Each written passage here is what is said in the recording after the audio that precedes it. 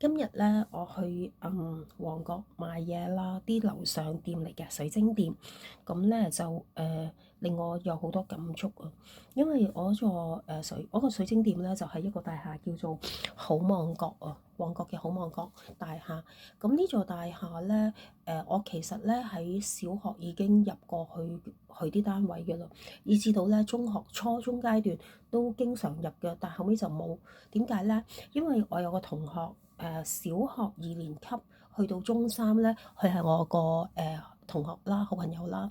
咁佢屋企喺度嘅，咁佢成日咧都會邀請我哋幾個同學咧就去屋企玩嘅，玩嘅嘢咧就非常之純情。喺一個70年代嘅小學生，或者我哋講緊80年代初嘅中學生咧，其實就係佢彈下琴啦。咁佢因為練琴嗰陣時學琴，咁佢屋企有部琴。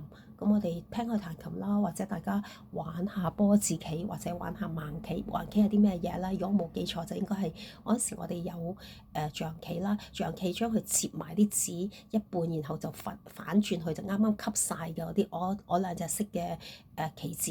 咁我哋就去玩睇下，有少少運氣去跟住佢互相食啊，咁樣類似咁樣嘅遊戲啦。咁啊會去同埋飛人棋玩呢啲嘢啫。咁以至到咧中一嗰陣時咧，我哋成班同學咧，佢好中意邀請我哋去佢屋企食麵㗎，因為我哋學校咧係喺九龍塘牛津道。咁咧我哋咧最多嗰陣時咧，成班同學咧 lunch time 咧，我哋係會搭的士咯，咁share 啦，然後就去屋企食。其實食即食麵啫，跟住咧就食完，跟住又翻學校，翻埋下半晝嘅堂咯，就係咁好純咗一個成個學生生活。咁都感謝曾經識過呢啲同學同埋呢班有一齊去過呢啲經歷嘅同學嘅，雖然大家都已經冇聯絡，但係今日我諗翻呢啲嘢咧，就令到我覺得原來人生幾十年好快過，就好似我而家面前呢啲相。我諗我初初識呢個同學仔嗰陣時，我真係好似中間呢張相咁細個嘅啫。呢度就係九龍仔公園啦，有高爾夫球玩嘅小學生，咁係咯，有嗰個係高爾夫球嚟嗰個壇。爬山上面嗰個我哥哥嚟嘅，我哥哥殺死我都有份啊！攞呢張相擺喺度講，跟住以至到我後期嗰啲相咧，我都係咯，就咁就匆匆幾十年咯。咁而且呢啲人與事未必會係陪我哋走到老㗎。我哋講緊唔一定係親人或者伴侶添咯，普通朋友啊更加啦。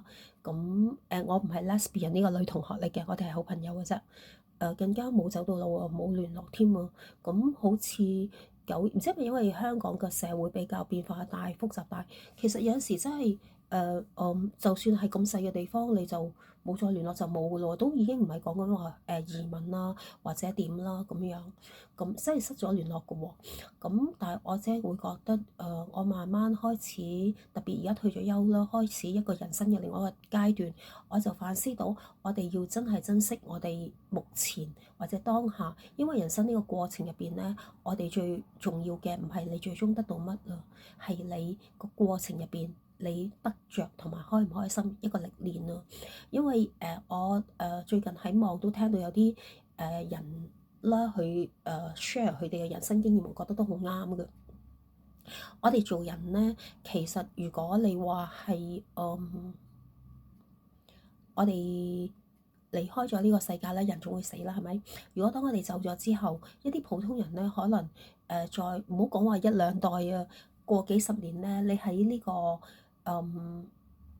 世界上邊曾經有嘅足跡都已經冇㗎啦，可能磨滅晒，或者係堆填區。又或者有啲人會叻啲，佢可能係一個名人啦，或者佢會可能再會留多幾代，但係未必話真係會人人都流芳百世㗎。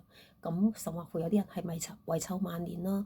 咁我哋係咪需要真係要去做呢啲嘢，去令到自己流芳百世或者後人都知道？咁我又覺得都唔重要啦，因為原來咧時代變得好快，等於而家都 AI 年代啦。其實好多標準咧變得好快㗎，同埋人嘅知識咧亦都不斷去改㗎。我哋可能好似好簡單食物金字塔，最近咧已經係美國嗰邊又有顛覆咗我哋沿用咗廿幾年嗰個食物金字塔嗰個説法啦，又變咗另外一啲嘢。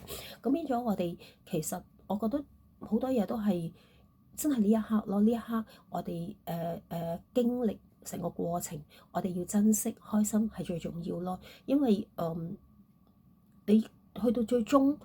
其實可能我哋乜嘢都唔知㗎啦，已經人如果一走嗰陣時，根本其他所有嘢都唔重要咯。咁呢個係我今日想分享嘅。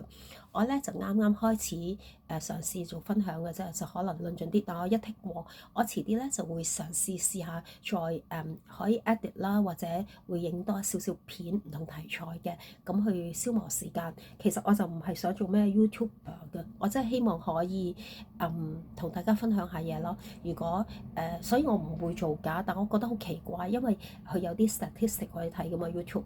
我唔知點解我啲短片咧會飛咗有部分去咗一啲東南亞地方嘅。我唔希望係即係會有惹來一啲 haters 啦。咁但係我都好歡迎大家留言嘅，大家分享下啦。咁如果有時間我一定答㗎。咁樣咯，但係而家咧暫時一個即係subscriber 都冇啦。咁但係我會努力㗎，我會堅持㗎，因為我純粹一個分享。多謝。